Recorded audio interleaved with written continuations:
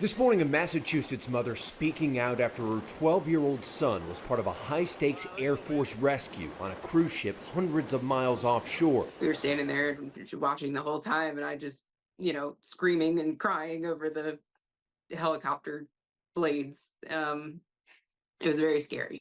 Angela Bridges, her son Aiden, and their family were all on board the Venezia, a Carnival cruise ship en route to New York City from the Caribbean, when Aiden fell seriously ill. The medical team on board concerned by what they saw. She said, "We're going to do an x-ray." And they did that. And she said, "It looks as though he has a perforation in his bowel." And she said, basically the next thing that we need to do immediately is get him off the ship. At that point, the ship was outside North Carolina, about 400 miles from land. An Air Force rescue team springing into action, taking multiple helicopters with pararescue men. The journey so remote it required 3 air-to-air refuelings. The amazing thing about this rescue is actually how smooth it went.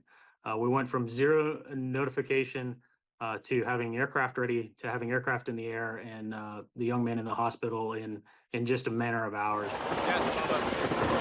Other cruisegoers watching on as the rescue workers lowered down, grabbing Aiden and then his mom.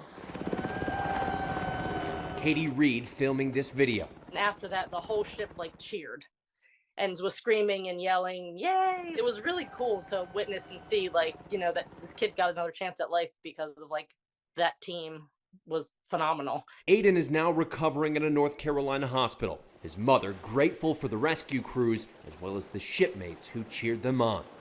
I feel so much gratitude, gratefulness toward all the people who have been integral to my son's recovery. It's not just the Coast Guard or the Air Force or the doctors or the nurses. It's all of those people.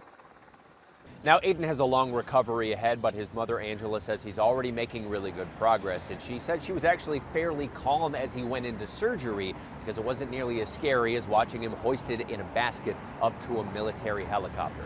Trevor Ault, ABC News, New York.